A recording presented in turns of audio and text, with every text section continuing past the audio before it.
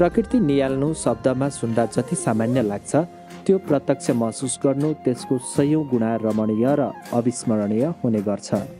जिन्दगीले दिएको थकान र जिम्मेवारीलाई एकैछिनका लागि थाती राख्दै शून्य मस्तिष्क बोकेर हामी नमोबुद्धको यात्रामा गइरहेका छौँ।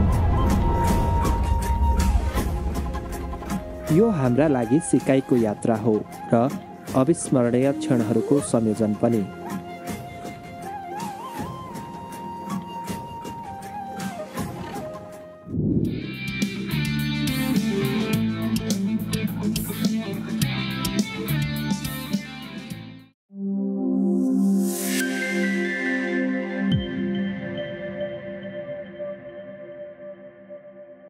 नमस्कार, स्वागत छ तपाईलाई एक्सप्लोरेन्स नेपाल युट्युब च्यानलमा। हाम्रो देश स्वर्गको एक टुक्रा हो। नेपाल प्राकृतिक, सांस्कृतिक तथा पुरातात्विक महत्त्वले भरिपूर्ण छ। यहाँका सांस्कृतिक तथा पर्यटकीय सम्पदाहरू वर्णन गरि नसकिने खालका छन्। तर कतिपय यस्ता हाम्रा चिनारीहरू अझै ओझेलमा परेका छन्।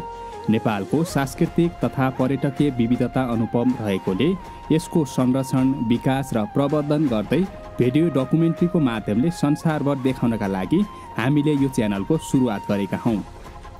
हाम्रो देशमा रहेका मृत अमृत ठाउँ, परिवेश तथा कथाहरू, ओझेलमा परेका तथा पारिएका सांस्कृतिक तथा पर्यटकीय स्थलहरूको बारेमा जानकारीमूलक तथा ज्ञानवर्धक सफलताका कथाहरू हामीले हजुरहरू माझ यस च्यानलबाट पस्किने कोसिस गर्नेछौँ।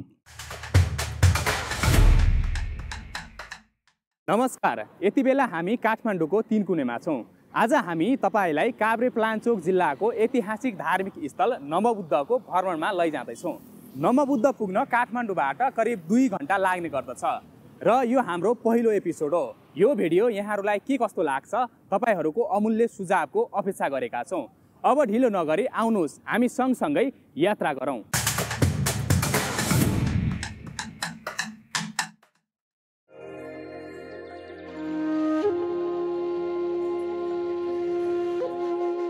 सहरमा हुर्किएका वा सहर बसेकाहरूलाई सहरको कोलाहल वातावरण छाडेर रमणीय ठाउँ हेर्न मन लाग्छ नै होला। एउटा सुन्दर प्रकृति, विभिन्न हेर्नलायक वस्तु र दृश्यहरूको सङ्गम पनि हो। प्रकृति नियाल्नु शब्दमा सुन्दा जति सामान्य लाग्छ त्यो प्रत्यक्ष महसुस गर्नु त्यसको सयौं गुणा रमणीय र अविस्मरणीय हुने गर्छ। कागजमा बाघको चित्र हेर्नु र चिडियाखानामा प्रत्यक्ष बाघ नै देख्नुमा धेरै अन्तर हुन्छ होला।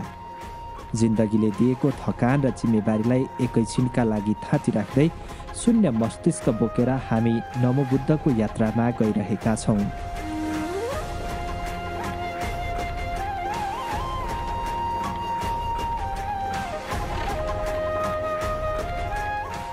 ऐतिहासिक, पुरातात्विक तथा धार्मिक महत्त्वले भरिएको क्षेत्र हो नमोबुद्ध। यो हाम्रा लागि सिकाइको यात्रा हो र अविस्मरणीय क्षणहरूको संयोजन पनि।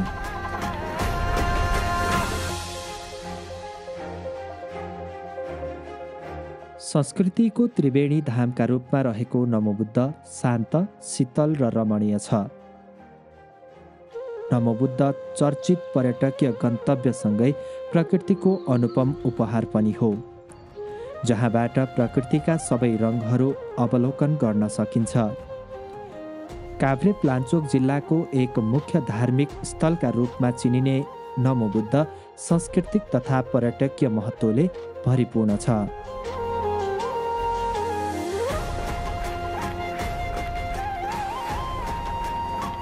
राजधानी सहर काठमाडौँको तीनकुनेबाट हामी हाम्रो यात्रा सुरु गर्दैछौँ। बिहान 8 बजेबाट यात्रा सुरु गर्ने भने पनि हामी थोरै समय ढिला नै भयौँ। व्यस्त सहरका घर, गाडी र कोलाहललाई एकाएक छाड्दै हामी जङ्गल, प्रकृति र अध्यात्म तथा संस्कृतिसँग साइनो गाँच्न नमोबुद्धसम्म पुग्न खोजेका छौँ। गाडीमा रमाइला गफ गर्दै गर्दै हामीले काठमाडौँ छाड्यौँ। काठमाडौँको तीनकुनेबाट हिँडेको करिब 20 मिनटको यात्रापछि हामी काभ्रेको सागा प्रवेश गरेका छौँ। सागा पुग्दै गर्दा हामीलाई विश्वकै अग्लो महादेवको मूर्तिले भव्य स्वागत गरिरहेको देखिन्छ।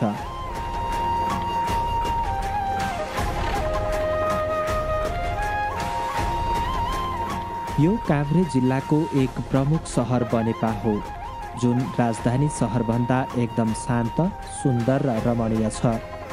साँगुरो तथा कच्ची र धुलाम्य सडकका कारण कुनै कुनै बेला भने हामीलाई अप्ठ्यारो परिरहेको छ। बनेपापछि धुलीखेल हुँदै हामी अगाडि जाँदैछौँ। यहाँ हामीलाई प्रकृतिले पनि भरपूर रूपमा स्वागत गरिरहेको अनुभव हामीलाई भइरहेको छ। सुन्दर चट्ट काटेर मिलाएका जस्तै देखिने डाँडा, यहाँका हरियाली, आहा, साँच्चीकै मन आनन्दित हुँदो रहेछ।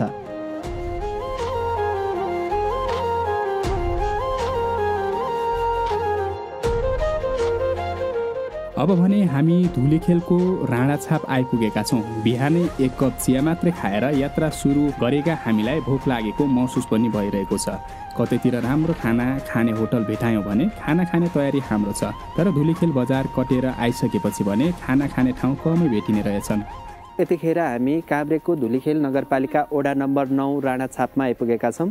करिब 9 बजेतिर काठमाडौँको 3 कुनेबाट सुरु गरेको हाम्रो यात्रा 1.5 घन्टापछि यहाँ आइपुगेका हौँ। अब हामी यहाँ एकैछिन खाना खाएर काभ्रे भन्ज्याङ हुँदै नमोबुद्धतिरको यात्रामा हामी अघि बढ्नेछौँ। यहाँ हामीले 10 भाइ होटल एन्ड लजमा खाना खाँदै गर्दा यहाँको नाम नै हामीलाई युनिक लाग्यो। हामी एकचोटि यो यहाँको 10 भाइको राज के रहेछ यसको बारेमा पनि हामी तपाईँलाई केही यहाँको साउसँग कुरा गरेर देखाउने कोसिस गर्नेछौँ।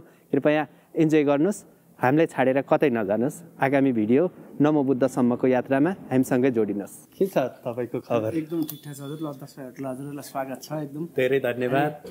के छ 10 भाइ होटल एन्ड गेस्ट हाउस नाम राख्नुभयो रहेछ, के छ यसको राज चाहिँ? यसको चाहिँ हामी दाजुभाइ 10 जना हजुर, अनि हामीले जुनसुकै बिजनेस गर्दा पनि 10 भाइ होटल दाजुभाइ सबै मिलेरै काम गरौँ भन्ने सिद्धान्तले हामी 10 भाइ होटल राखा। यो 10 भाइ होटेलमा खाना साह्रै मिठो पाइने रहेछ। सायद भोक मिठो कि भोजन भन्ने पनि भयो होला। तर जे होस्, खाना र सर्भिसमा कमेन्ट गर्ने ठाउँ भने थिएन। होटलवाला दाइले भनेअनुसार अबको आधी घन्टा जतिमा हामी हाम्रो गन्तव्यमा पुग्नेछौँ। अब भने हामी काभ्रे भन्ज्याङ हुँदै नमोबुद्धको यात्रामा अगाडि बढिरहेका छौँ।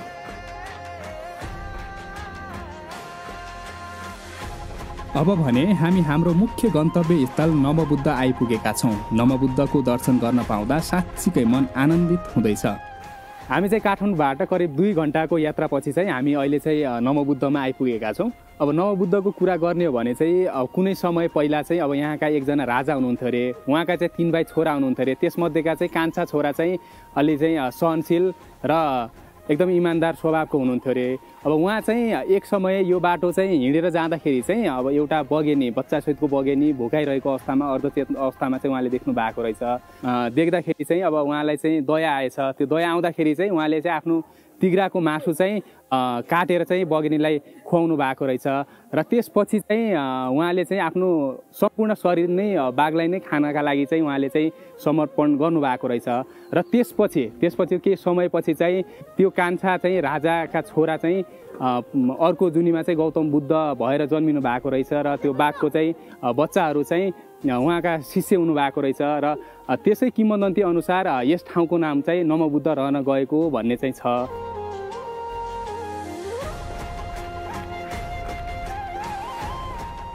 विशाल तथा भव्य गुम्बाकै छेउमा पौराणिक कालमा त्यहाँका राजकुमारले आफ्नो शरीरलाई टुक्रा टुक्रा पारेर भोकाएको सुत्केरी बगिनीलाई खुवाएको कुराहरू झल्किने गरी मूर्ति तथा शिलालेखहरू कुदिएका छन्।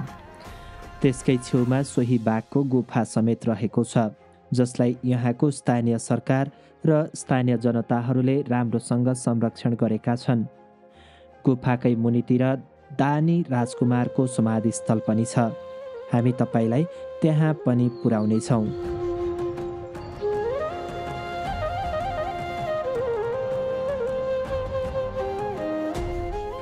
अध्यात्म, प्रकृति र संस्कृतिको त्रिवेणी धाम नमोबुद्ध शान्त र शीतल छ। हावाले फरफर गरिरहेका रङ्गीन ध्वजा र लुङ्टाहरूले डाँडै झकिझकाउ देखिन्छन्।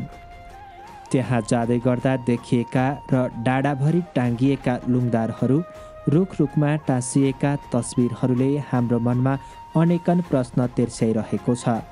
तर यसको पछाडि भने अकालमै र समय पुगेरै ज्यान गुमाएका मृत आत्माहरूको शान्तिसँग जोडिएको कारण रहेछ। त्यहाँ फोटोहरू टाँसेपछि मृत आत्माले शान्ति पाउँछन् र परलोकमा बास पाउँछन् भन्ने जनविश्वास रहेछ। हामीले पनि ती मृत आत्माको चिर शान्ति र विश्व शान्तिको लागि कामना गर्दै आजको यात्राबाट फर्किने तयारी गर्दैछौँ। नमोबुद्धको यो पहिलो तथा छोटो समयको भ्रमणले हामीलाई छुट्टै ऊर्जा प्रदान गरेको छ। ज्ञान, शान्ति र समर्पणमा केन्द्रित रहेको नमोबुद्ध क्षेत्रको कथाले हामीलाई सकारात्मक ऊर्जा प्रदान गर्यो। सांस्कृतिक तथा पर्यटकीय सम्पदाहरूको संरक्षण र सम्वर्धन गर्नु हाम्रो मुख्य जिम्मेवारी हो भन्ने बोध आजको यो यात्राले गराएको छ। सहरको कुनामा रहेको सानो कोठाभित्र बस्ने हाम्रा मनमा गुम्सिएर रहेका अनेक भावनाहरूलाई यो छोटो समयको यात्राले तरङ्गित बनाएको छ।